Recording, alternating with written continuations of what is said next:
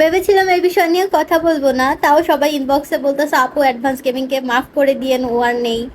তো একজন যে মানুষটা নেই তার উপর অভিযোগ কেন থাকবে ভাই? আমি অনেক আগেই মাফ করে দিয়েছি।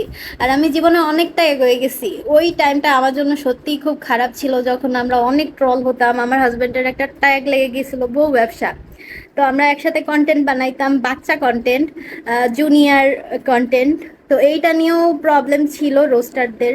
কেন জানি না পার্সোনাল অ্যাটাক করতো, ওরা বউ ব্যবসা নামে চালাই দিছিল, দুইজনে একসাথে কন্টেন্ট বানাইতাম দেখে। আম, যাই হোক, ওই সিচুয়েশন থেকে আমরা বের হয়ে গেছি। আমরা দুজনে একসাথে কেরিয়ার ছাড়ার জন্য আমরা অনেক অর্থ সংকটেও পড়ছিলাম, আমাদের ভিসাও ক্যান্সেল হয়ে গেছিল। মানে জীবনে অনেক খারাপ সিচুয়েশন পার করে আসছি, ওই সময়টা আর মনেও করতে চাই না। আর যারা যারা যা করছিল আমি সবাইকেই মাফ করে দিছি। আর ওর উপর আমার সত্যি কোনো অভিযোগ নেই। তবে একটা সত্যি কথা কি, মানুষের অনেক খারাপ কথা শুনছি বিনা কারণে। আর যেই সময়টা পার করে আসছি ওই সময়টা আর মনে করতে চাই না। এখন গানস গেমার তো টোটালি আর গেমিং জগতে নেই। আমি ব্যাক করছি কিন্তু ফ্রি ফায়ারে তেমন একটা আর ভিডিও বানাই না, এখন পাবজিতে ব্যাক করছি। হয়তো এখানে আমি একটু কম ট্রোল হব, এখন পর্যন্ত আমি কোনো ট্রোল হইনি।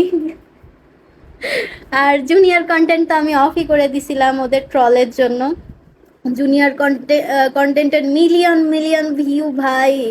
ওই ভিউগুলোর জন্যই হয়তো ওরা আর কি রোস্ট করতো, যাতে করে ওদের একটু ভিউ হয়। এটা বুঝতে পারছি, কিন্তু যখন ওরা গালিগালাজ করতো, এটা আমি না করছিলাম। পরে লাস্টের ভিডিওতে অ্যাডভান্স আমাকে গালি দেয়নি। আর ওই ভিডিওটা আমি আসলেই অনেক মজা পাইছিলাম, ভিডিওটা অনেক ফানি বানাইছিল। বাট এর আগে যা হয়েছে আমি সব কিছুই ভুলে যেতে চাই, আমি ওর মাফ করে দিছি।